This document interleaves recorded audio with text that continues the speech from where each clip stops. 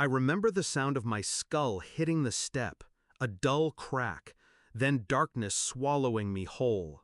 When I woke, the hospital lights stung my eyes, my arm in a cast, ribs bandaged, head pounding, and my parents standing at the foot of the bed, cold eyes, flat voices.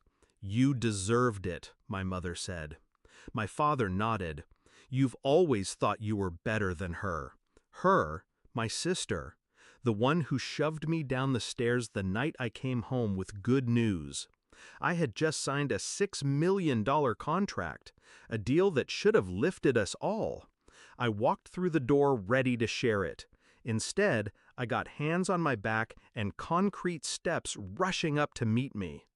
They always compared us. She was the golden child, the delicate one who needed protecting. I was the mule. Work harder, give more, don't complain. When I got scholarships, they said I was lucky. When she failed classes, they said she's sensitive. When I sent money home, they called it my duty.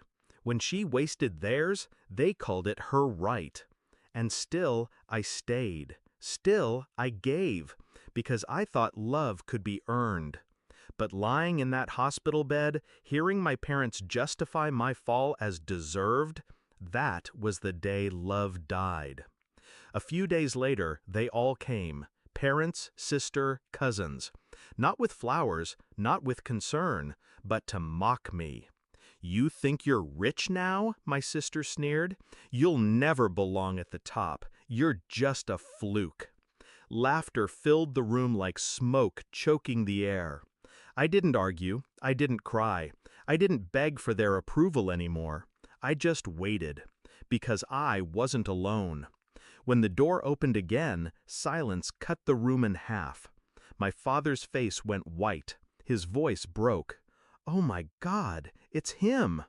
The man who stepped in wasn't family, not by blood, but he was power, my new business partner, a man whose name made headlines, whose signature turned investments into empires.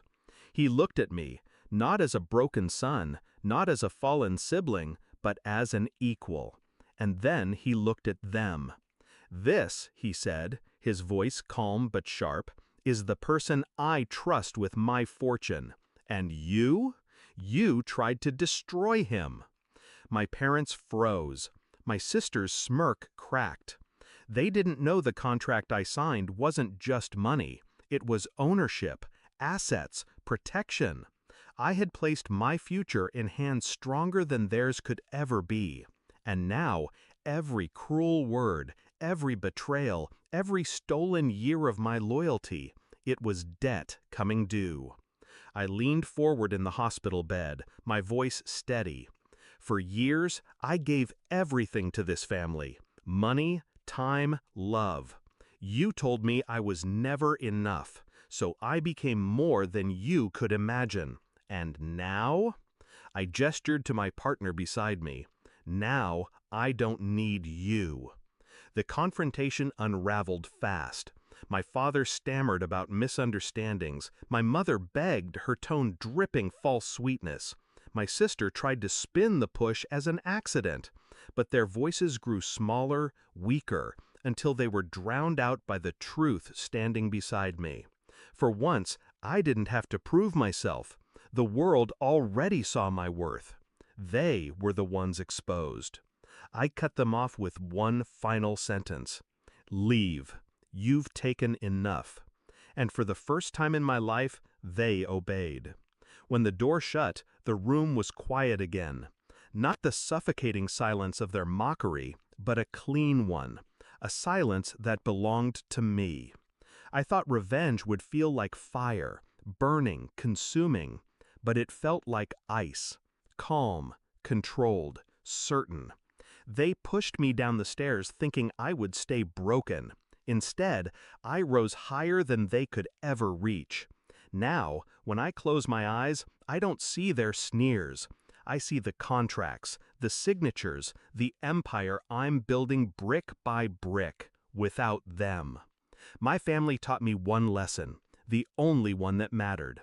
Sometimes blood isn't thicker than water. Sometimes it stains, and when it does, you wash it off, walk away, and never look back.